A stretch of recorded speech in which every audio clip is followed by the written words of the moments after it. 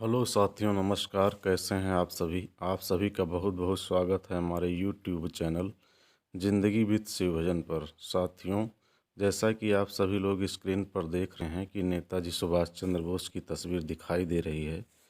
आज मैं इन्हीं के जीवन के बारे में आप लोगों को बताने वाला हूं। तो चलिए शुरू करते हैं। स्वतंत्रता आंदोलन के दिनों में जिनकी एक पुकार पर हजारों महिलाओं ने अपने कीमती गहने अर्पित कर दिए, जिनके आह्वान पर हजारों युवक और युवतियां आज़ाद हिंद फौज में भर्ती हो गए, उन नेताजी सुभाष चंद्र बोस का जन्म उड़ीसा की राजधानी कटक के एक मध्यम वर्गीय परिवार में 23 जनवरी 1897 को हुआ था।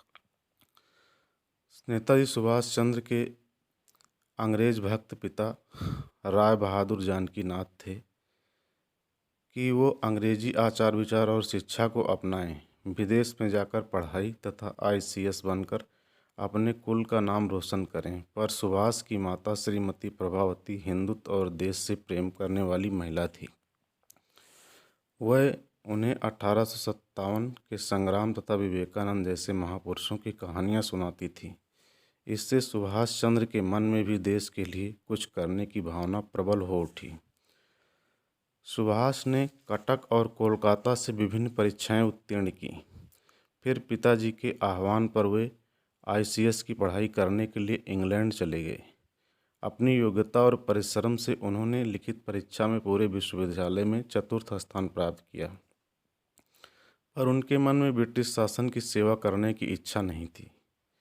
वे अध्यापक या पत्रकार बनना चाहते थे। बंगाल के स्वतंत्रता सेनानी देशबंधु चित्तरंजन दास से उनका पत्र व्यवहार होता रहता था। उनके आग्रह पर वे भारत आकर कांग्रेस में शामिल हो गए।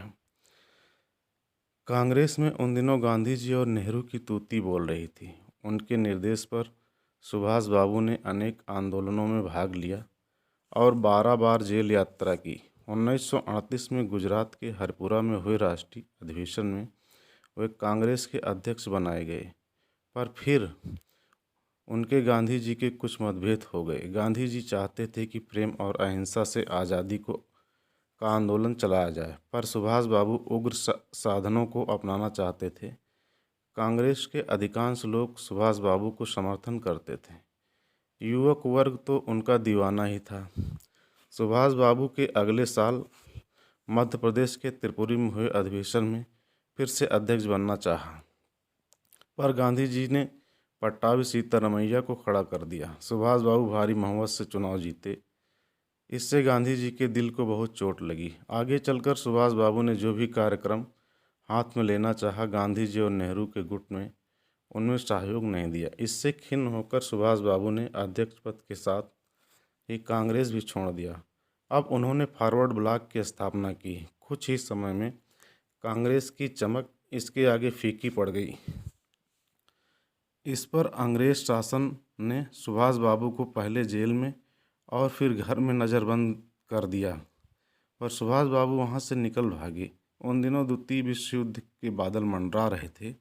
सुभाष बाबू ने अंग्रेज़ों के विरोधी देशों के सहयोग से भारत की स्वतंत्रता का प्रयास किया। उन्होंने आज़ाद हिंद फौज के सेनापति पद से जय हिंद, दिल्ली चलो तथा तुम मुझे खून दो मैं तुम्हें आज़ादी दूंगा का नारा दिया। पर दुर्भाग्य से उनका यह प्रयास सफल नहीं हो पाया। सुभाष बाबू का अंत कैसे और कहाँ हुआ, ये एक रहस्य ही है।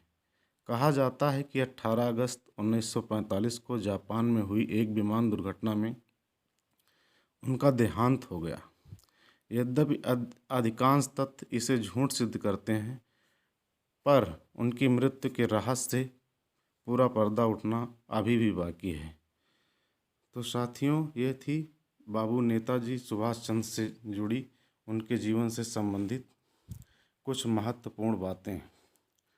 यदि आप लोगों को इसी तरह की वीडियो चाहिए तो कृपया आप सभी लोग हमारे चैनल को सब्सक्राइब करें, लाइक करें, कमेंट करें, ताकि आने वाले समय में आपको हमारी वीडियो सबसे पहले उपलब्ध हो सके। इसी के साथ साथियों, मिलते हैं नेक्स्ट वीडियो में। तब तक के लिए जय हिंद, जय भारत।